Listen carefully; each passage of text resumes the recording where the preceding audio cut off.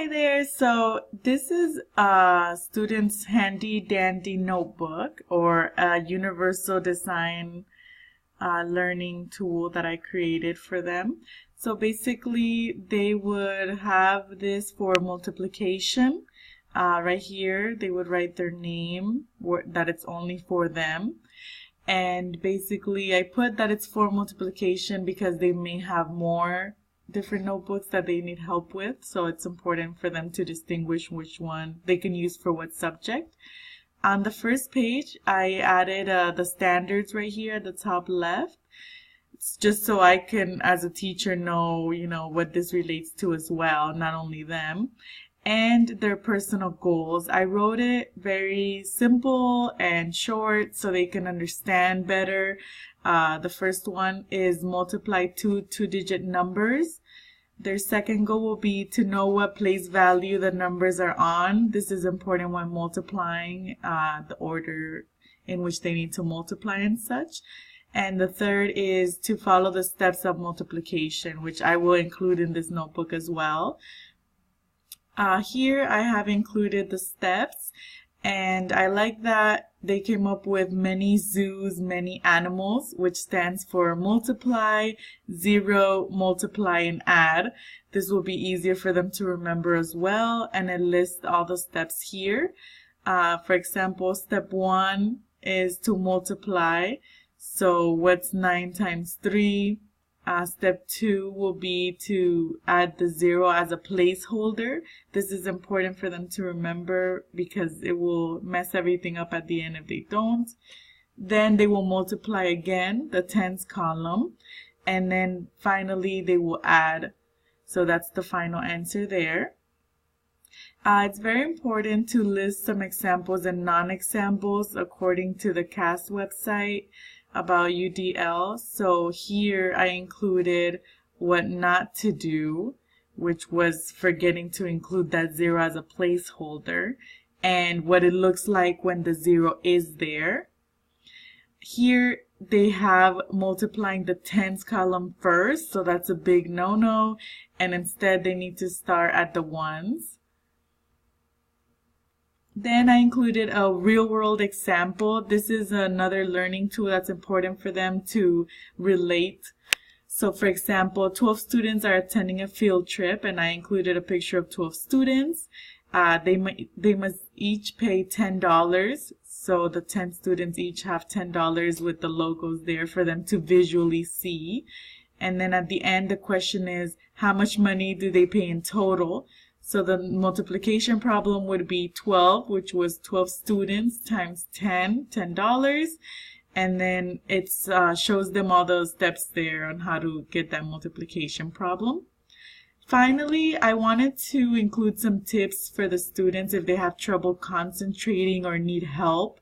So for example, if they need silence, they can use their headphones, which will be in the classroom. If they need help, they can find the partner that's assigned to them. And if the partner's not finished, they can ask the teacher. If they need to regroup, if they're getting frustrated or they just can't solve anything, take a 1-minute break to regroup. And of course, no more than 2 because we don't want them taking too many breaks.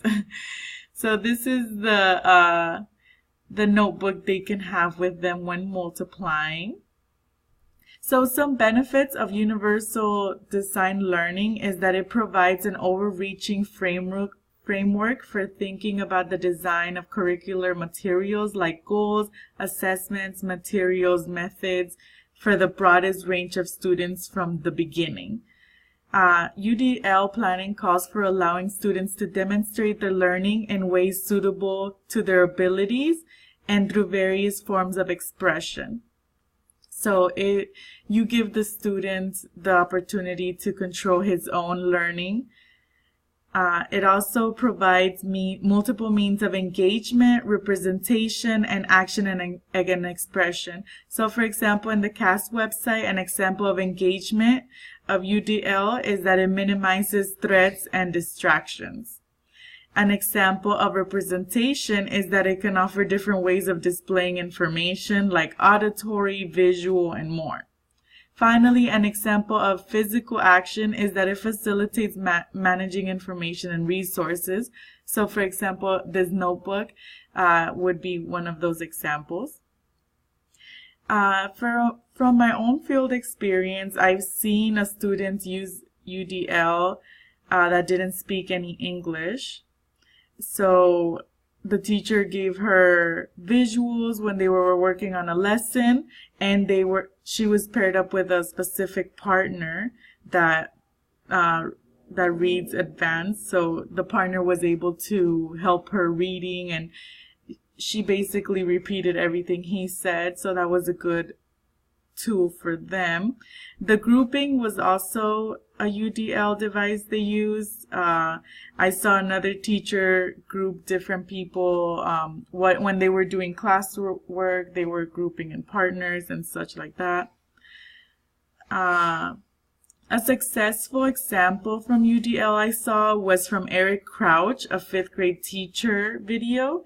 He identified several successful examples of how UDL is used in the classroom, but the one that stood out to me the most was that when he allowed students to choose how they learn and how they represent what they learn. So one student made a tiered, layered cake to represent the different parts of a story, and the pieces of the cake also included different things. So I thought that was pretty unique. As teachers, he mentioned that sometimes we want them to do it a specific way, but if they're learning and they can show you what they learn in a different way, then, why not? Also, if a student can see, for example, one of the sensory disabilities, the teacher can provide a recording explaining what the assignment is about or what is there to see, or even provide the text in Braille.